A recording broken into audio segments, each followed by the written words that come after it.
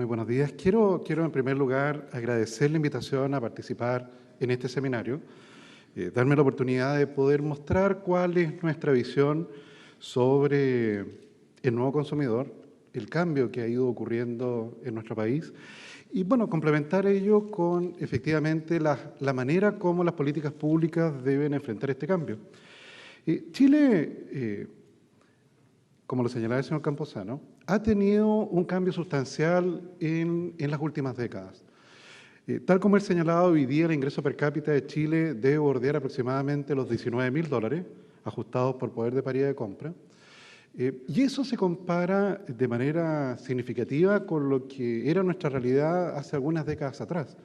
Piensen ustedes que para los que son contemporáneos míos, que nacieron en la década del 60, a mediados del 60 el ingreso per cápita de Chile debe haber sido de aproximadamente unos $2.000 o $2.500. Esto parecido a lo que es actualmente la situación de Bolivia, que es el país de ingreso per cápita más bajo de América Latina, o más bajo de Sudamérica. Haití es más bajo todavía. Pero el Chile de los 60 es, desde el punto de vista de ingreso per cápita, como el Bolivia de hoy. A principios de los 80, efectivamente nuestro ingreso per cápita era más bajo que el promedio de América Latina y no superaba los $5.000. En un par de décadas, multiplicamos nuestro ingreso per cápita por 4 o casi por 5. O sea, hemos tenido en una generación un cambio sustancial en las características de nuestra economía, en las características de nuestros consumidores. Ese cambio generó sustanciales modificaciones en las políticas públicas, de una situación en la cual Chile efectivamente sufría como principal causa de muerte la desnutrición infantil grave, a una situación en la cual ya desde hace varios años eso ya no existe. Y abre nuevos desafíos, como que probablemente en el futuro tal vez las viviendas sociales van a tener que tener estacionamiento, porque paulatinamente el poder comprarse un auto ya no es algo que solamente era accesible para una parte de la sociedad, sino que empieza a ser un bien que es de consumo masivo. En ello, efectivamente, se van observando cambios en los patrones de consumo que van recorriendo paulatinamente las trayectorias que han recorrido también otros países.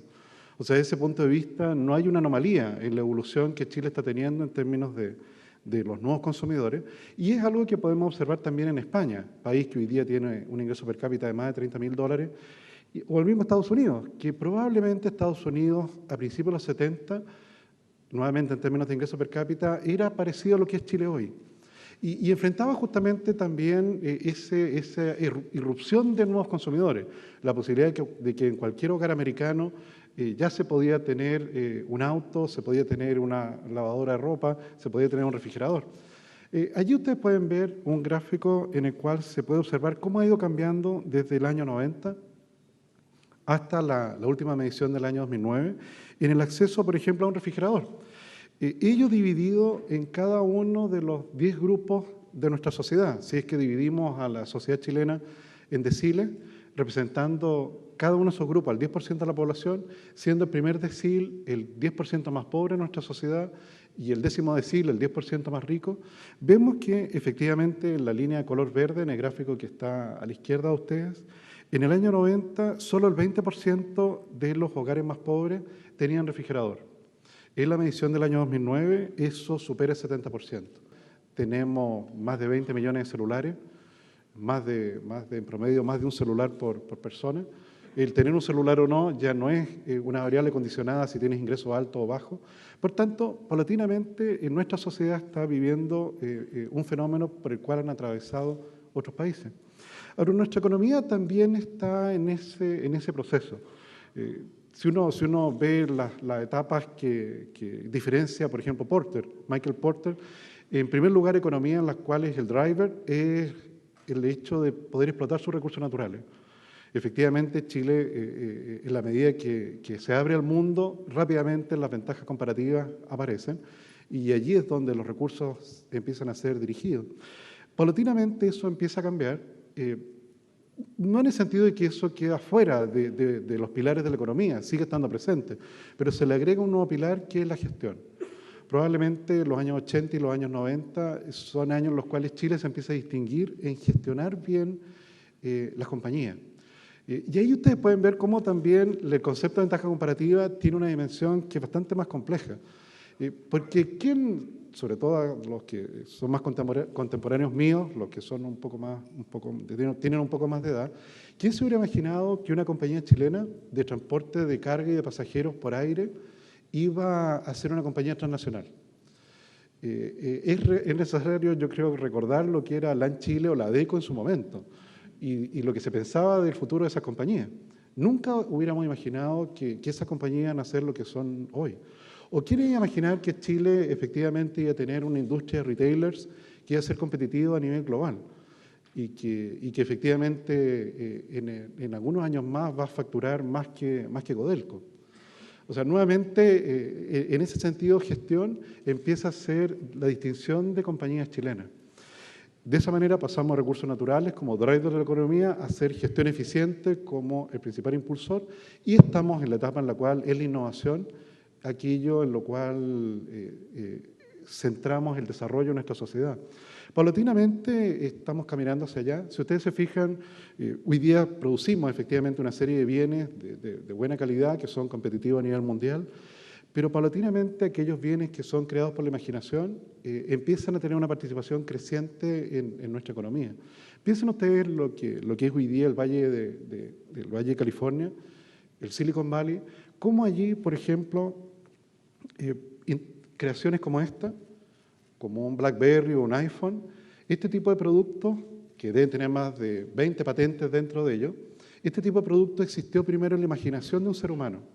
Si uno ve la distribución de la ubicación de los centros comerciales o de las tiendas de los grandes retailers, se da cuenta que están concentrados en ciertos barrios. 20 años después, eso ha cambiado de manera radical. Y hoy día vemos ese tipo de tiendas, ese tipo de establecimientos en comunas donde nunca antes nos hubiéramos imaginado que eso iba a ocurrir. Ahora, nuestra sociedad, ustedes ven allí, está cambiando paulatinamente sus patrones de ahorro en la medida que va cambiando su nivel de ingreso. Ustedes pueden ver allí la tasa de ahorro por cada uno de los deciles de ingresos de Chile, en la medición del año 2006, que es la columna roja, en la medición del año 2009, la columna del medio, y en azul más oscuro, es la medición del año 2011. En promedio, si tomamos la sociedad chilena, cerca del 20% de los hogares en Chile tienen algún ahorro voluntario, adicional al que está obligado por la Seguridad Social. Eso, efectivamente, dado que nuestros niveles de ahorro todavía no son tan altos como aquellos países que tienen ingresos per cápita el doble nuestro, eso significa que el mercado financiero, la posibilidad de poderse endeudar, es algo que abre la puerta para poder tener acceso al consumo. En esto ustedes pueden ver la utilización de productos financieros por parte de nuestra sociedad. Aquí tengo una segmentación algo más gruesa. En lugar de dividir a Chile en grupos de 10%, está dividido en 5 grupos, cada uno representativo del 20% de nuestra sociedad. El primer quintil es el quintil más pobre, el quinto quintil es el 20% más rico de la sociedad chilena. El tercer quintil, por tanto, es la clase media. Ustedes pueden ver allí, en la línea final, en que en el 20% más pobre de nuestra sociedad, el 25% de esas personas utilizan algún producto financiero. En el caso del quinto quintil, el 71% utiliza algún producto financiero. En el caso del quinto quintil, ya prácticamente está en un nivel parecido a de un país desarrollado. Y eso tampoco es tan raro. Cuando los países se desarrollan, efectivamente las velocidades en las cuales eso va ocurriendo no es armónico dentro de la sociedad, sino que paulatinamente hay sectores, sobre todo los que acumulan más capital humano, que hacen este ajuste bastante más rápido y otros que lo hacen algo más lento. En ello, por ejemplo, piensen ustedes que en tenencia de bienes durables, por ejemplo, en el caso de la comuna de Vitacura, que probablemente es una de las comunas de ingreso per cápita más altos de Chile, la tenencia de autos por hogar, yo creo, si no recuerdo mal, es de 3 autos por hogar. Esa tenencia de autos es parecida a la de un barrio en Miami o en algún barrio en Virginia, cerca de Washington. O sea, efectivamente hay barrios ya en Chile que son representativos de lo que es vivir en un barrio en Estados Unidos. En Maipú, por ejemplo, hay un auto por cada 3 hogares. Esa es la proporción que existe. No porque Maipú sea la comuna más pobre, pero sí lo recuerdo porque es justo lo inverso. En Vitacura son 3 autos por hogar en Maipú es un auto por cada 3 hogares. Es decir, hay un grupo de la sociedad chilena que efectivamente cambia radicalmente su característica de consumo en la medida que el crecimiento económico, el empleo, el prácticamente pleno empleo como tenemos hoy día y el aumento de remuneraciones por sobre la inflación va generando efectivamente ese espacio.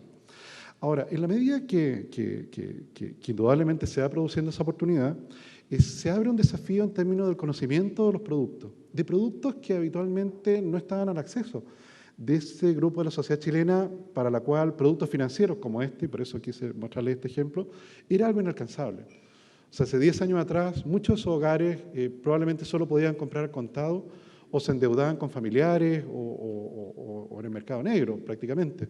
Era muy difícil para ellos tener acceso a una tarjeta de casa comercial. Hoy día lo tienen.